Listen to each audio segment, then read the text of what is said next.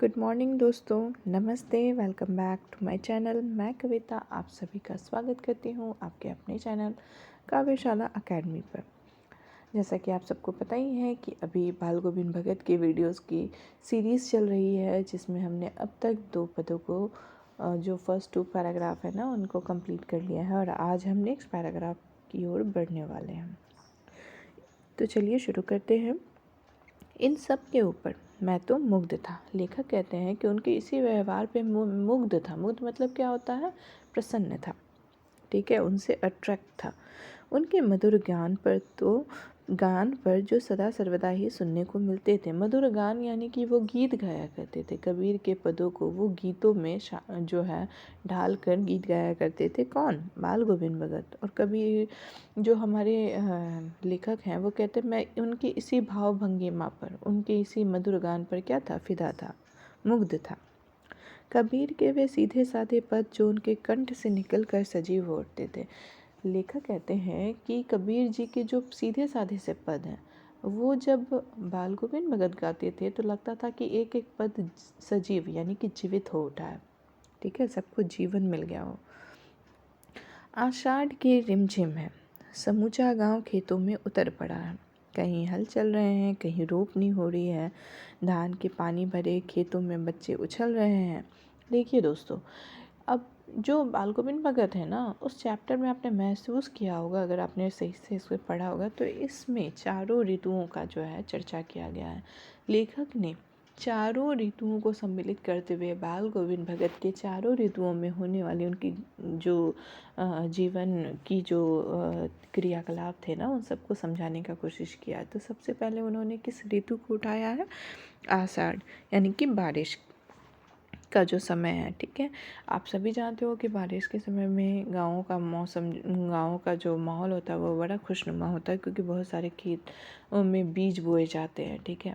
और ये उनके लिए बहुत कहते हैं ना सपोर्ट सिस्टम होता है। जब अच्छी बारिश होती है तो खेतों को जो है वो बरकत मिलती है। तो क्या हो रहा है? आषाढ़ की रिमझिम बारिश हो रही है और समूचा गांव खेतों में उतर पड़ा है। गांव के सारे लोग खेतों में हैं। कहीं पे हल चल रहे हैं तो कहीं रोपनी हो रही है। रोपनी मतलब रोपना, बीजों को रोपना। धान के पानी भरे खेतों में बच्चे उछल रहे हैं। अब बच्चों का क्या काम है? बच्चे क्या कर रहे हैं? खेल रहे हैं। औरतें कलेवा लेकर मेड़ पर बैठी हैं। देखिए इस लाइन में 2 शब्द है। कलेवा, उसको कहते हैं सुबह का नाश्ता, और मेड़ होता है वो छोटी छोटी बाउंड्री जो खेतों के जो है चार दीवारी में होती है। जैसे एक खेत दूसरे खेत से किस तरह अलग है, तो वो छोटा छोटा मिट्टी का मेड़ बना होता है, उस पर छोटी छोटी घास आती है, उसी को कहते हैं मेड़ यानी कि बाउंड्री। तो लेडीज़ वहाँ बैठी हुई है। आसमान बादल से घिरा, धूप का नाम नहीं, ठीक है। बादलों से घिरा हुआ है, रिमझिम बारिश हो रही है और धूप का कोई नाम हो निशान नहीं है।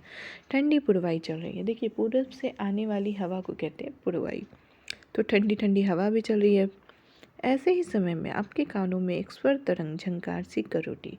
ऐसे समय में क्या हो रहा है ना, एक मधुर सी आवाज़ सबके कानों में पहुंचती है। अब यह क्या है? कौन है? यह पूछना नहीं पड़ेगा, गांव के लोगों को नहीं पूछना पड़ेगा, क्योंकि वे सब बाल गोविंद भगत के मधुर गान से क्या थे? अवगत थे। बाल गोविंद भगत समूचा शरीर कीचड़ में लिथड़े, मतलब कीचड़ में पूरा जो है उनका शरीर डूबा हुआ है। अपने खेत में क्या कर रहे हैं? रोपनी। रोपनी करने के लिए हमें कीचड़ में, पानी में, मिट्टी में तो उतरना ही पड़ता है। तो ऐसा ही वो कर रहे हैं और उनका शरीर कीचड़ से लदा हुआ है। उनकी अंगुली एक एक धान के पौधों को पंक्तिबद्ध खेत में बिठा रही है, ठीक है। वो क्या कर रहे हैं? धान के पौधे रोप रहे हैं। उनका कंठ एक एक शब्द को संगीत के जीने पर चढ़ाकर कुछ को ऊपर स्वर की ओर भेज रहा है। इस पंक्ति का अर्थ यह है कि वो रोपनी तो कर ही रहे हैं, साथ ही साथ वे कबीर के पद भी गा रहे हैं। और ऐसा लग रहा है कि एक एक पद जो है वो कहाँ जा रहा है? स्वर्ग की ओर जा रहा है, ठीक है। कुछ को इस पृथ्वी की मिट्टी पर खड़े लोगों के कानों की ओर, और कुछ जो स्वर है वो स्वर की ओर जा रहा है। कुछ स्वर जो है धरती पे जो लोग हैं उनकी कानों की ओर जा रहा है। बच्चे खेलते हुए झूमने लगते हैं। मेरे पर खड़ी औरतों के होंठ कांपने लगते हैं, वो भी बुदबुदाने लगती है, गुनगुनाने लगती हैं। हलवाओं के पैर ताल से उठने लगते हैं, मतलब जो हलवाए हैं ना वो भी मस्ती में काम करने लगते हैं। फटाफट उनके पैर उठ रहे हैं, काम हो रहा है।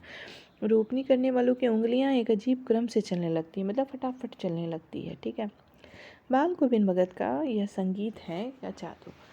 लेखक कहते हैं कि ये सिर्फ संगीत है या जादू है कि सब काम ऑटोमेटिक सब लोगों से संपन्न होने रहे हैं। तो इस जो ऋतु है यानी कि आषाढ़ की जो रिमझिम बारिश का समय है, इसमें उन्होंने क्या किया है, इस पूरे पैराग्राफ में खेत में जब बारिश होती है तो उस समय कैसा माहौल रहता है, लोग क्या क्या करते हैं, गांव के लोगों का कल्चर क्या हो जाता है, ठीक है, तो सबका चर्चा किया है। साथ ही साथ बाल गोविंद भगत के मधुर गायन की भी चर्चा की है। उम्मीद करती हूँ दोस्तों कि इस पूरे पैराग्राफ को आपने अच्छे से समझा होगा, और अगर आपको हमारी वीडियो अच्छी लग रही है तो प्लीज़ इस चैनल को लाइक करें, शेयर करें, सब्सक्राइब ज़रूर करें। धन्यवाद।